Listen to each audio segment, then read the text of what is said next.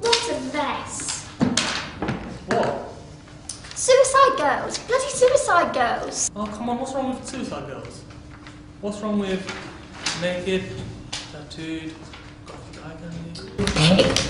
Just like every other guy in this studio. You just don't get what Suicide Girls is about. They're celebrating the beauty of empowerment, individuality. Oh, please, get over yourself. They're just the same as everyone else you see doing the nasty on. Alright. Come on, we're standing around for it. We've got stuff to do. Go and see the McLopez. It's only 5 minutes. Not this guy. Where did you even find this loser? Loser? Who are you calling loser? I got him cheap from the police department after the race bending screw up. He got fired. He's still a little sore about it. No, fired? No. It was a mutual agreement. I had a career change. That's right. And now you're with us. So come on, Big Shot. Let's go to the studio.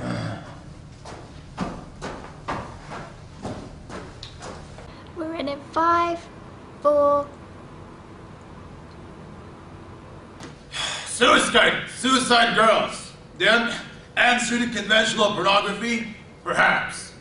It's been taking the scene by storm since 2001, and is now the go-to brand for alternative softcore. It's supposedly liberating women of sexual reprisal, but is it just a post-feminist commodity? We are to investigate this scantily clad franchise, so join me, McLopez, on a Goldiva Insider special. Where's he getting this stuff? Magnet. This, as you all know,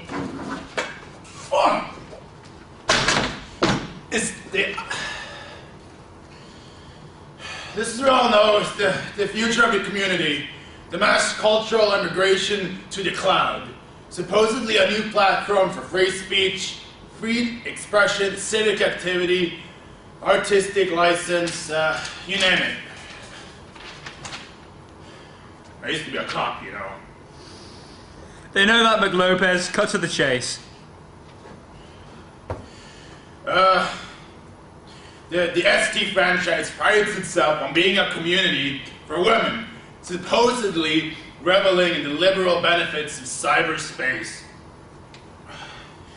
Its feisty punk aesthetic encapsulates the rebellious ethos of the site, the empowerment of bucking against the trends. But herein lies the problem, or at least in my eyes. This is a group that has rooted itself in a decade-long legacy. It is, without a doubt, the go-to brand. When you have a monopoly, in the market, you have a monopoly on the consumers. It's very easy to make them see what you want them to see, especially when their marketing is as strong as theirs. And furthermore, I don't get the memo for all these sign languages. What are you trying to say? Are you insulting me? Are you insulting? But we here at the Goldiva Insider. It's Godiva! Fuck's sake. We pride ourselves on fair judgment. No, it's not the right page. So anyway, we have this author here, Shoshana Magnet. She's going to help us with this investigation. This is a case, it's an academic report. And this Magnet, she'll help us analyze representations of feminism and sexuality on the site. Not to mention other issues that should arise. So, let's get to it. Cut!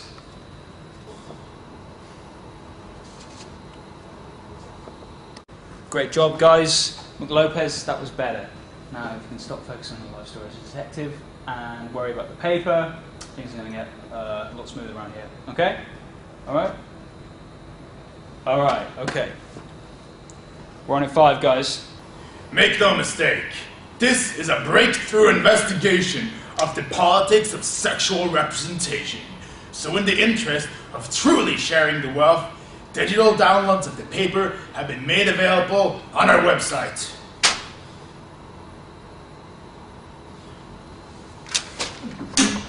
We want you to enjoy every juicy nugget of information.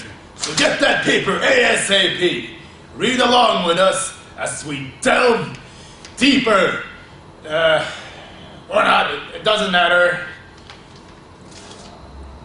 Did you know? After I was fired from the police department for disorderly conduct, I gave up alcohol. I've been sober for 2 days. Cut! Oh, I'm sorry, sir. You told me to be positive, so I was positive. Yeah, about the paper, not about your life. Stop calling me sir, it's weird. Alright. Look, just try not to screw up anymore, alright? If we hit the quota, we're done. Capiche? Someone say quiche. What? No! Just do your job. No more screw-ups. You. No more life stories.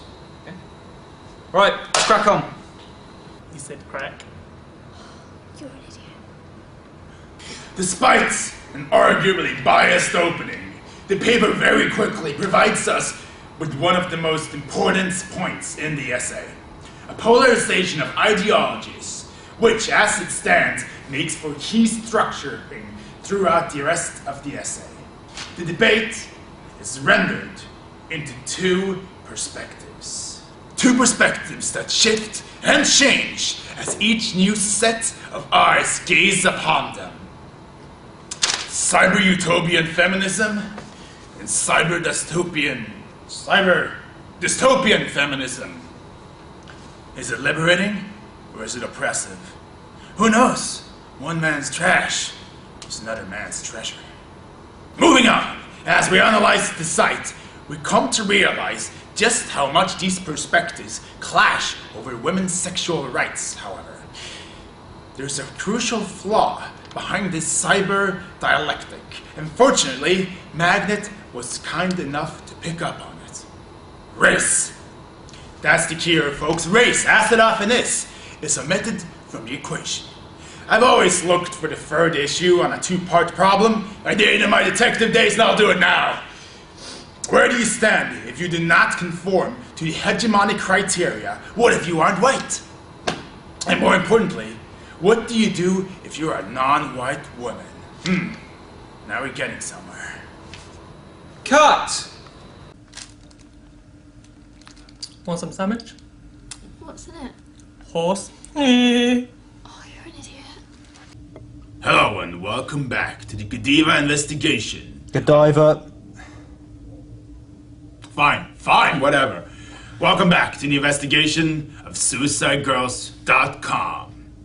With me is, I'm sorry, Domino. what's your name? Domino? Domino. When did you join SuicideGirls.com? About 3 years ago? How do you feel that you've been treated?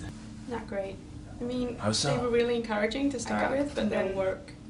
Mm. They promised that they'd get me loads of different opportunities, and they just never did. They went to the most popular girls. And how did that make you feel? Like I wasn't worth it. Like there was no point me being there anyway. Did you feel as if you were in control? They kept pestering me, and eventually, because I didn't do any new on the site, but they still had all my pictures. They just didn't let me be a member anymore. So what did you do about your pictures? There's nothing I can do. I signed the contract. They're all online. Do you feel that SuicideGirls.com holds any feminist connections? Not at all. It's a porn site. Did you feel as if you were manipulated? I don't know, it's just, they manipulated me to do more and more nude shots, and I just liked how it made me feel, not like having people stare at my business. Are there any stereotypes that are associated with the girls on the site? Yeah, a lot of the Indian girls do Native American type shoots, and a lot of the black girls do tribal shoots. That's what I expected. Why do you think that they are made or that they are stereotyped this way? Because the way the website has been marketed, it's aimed at white people. It's a stereotype within itself. It's trying to break the pornographic stereotype of big tits, blonde hair, but it's a stereotype in itself in that you've got to be young, thin, and tattooed and pierced. It's the same. Did you feel thing. safe using the Suicide Girl platform, as it's been argued that it's the last place to have safe sex? I I never really had cybersex or Suicide Girls, but I know people who have, and it's gone. There was one case I heard about, and it was one of the men she was chatting to. They found out her address, and they went round to her house. Yeah, and he'd come really far. He'd travelled like 7 hours on a plane just to get to her, and it was really scary. She had to leave the site. What did Suicide Girls expect from you? Nude shoots. And what were you compensated for this? About $200 per time, and I wasn't comfortable doing that. No. But there were things that you were directed to do that you didn't want to do? Yeah. There were. They would tell me how to set up sets. They would say what to do, what not to do. Like the minute they had your picture, they had in mind what they wanted to see you doing, and then they'd tell you. And if you didn't meet that criteria, they'd pressure you into it more. Have you read this essay by Shoshana Magnet? Yes. And how did you feel about the essay? It's completely unethical. The essay itself? Yes. And why is that? I know they've looked at my profile, and it's quoted in there. When I was on Suicide Girls, when I was still modelling, and I was still doing my shoots, they've quoted my profile, and they didn't ask me when this was published. My profile's no longer on the site, so it must have been done when I was there. My photos are still in the archives, but I'm not a member. So they must have gone, and they've analysed some of my pictures as well. They've completely just not asked me any of my permission. And how did that make you feel? Kind of annoyed, but they're obviously paid for their membership, so from their point of view, there's nothing wrong with that. But from my point of view, I'm very annoyed that the contract states that you have no control over your photos whatsoever. Thank you for coming. No problem. Welcome back to the Godiva investigation. My name is Detective McLopez, and we are here now to talk to an artificial intelligence codenamed Swirly. He has taken this essay and analyzed it, page to page, and will now share with us his conclusions on the subject. Swirly, are you with us? Yes, receiving. Excellent. Please, would you share your thoughts with us? Well, my initial impressions of this essay were that they were very unethical in terms of research. And furthermore, I would like to point out that in the case of acquiring resources and photos, this is a very unreliable method of research. Furthermore, the administration, codenamed Spooky and Missy, could have very easily manipulated the archive to paint a picture, to select white characters, and to select the most sexualized images for user pleasure. And furthermore, I'm a robot. Excellent. I'm very glad to hear that. Thank you for sharing your thoughts with us, Swirly, and I'm not done. Oh, okay, go on then. I would like to add that by throwing in Laura Mulvey's theories of feminism into the essay, there are complications when considering post-feminism, cyber-dystopia, and cyber-utopia. In conclusion, there needs to be I'm afraid we're having both some... sides of the argument. Granted, there were several feminist theorists. However, they were critical of the community. Is this right? I think so. I know so. I am infallible.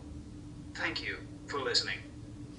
Thank you, Swirly, for your invaluable information.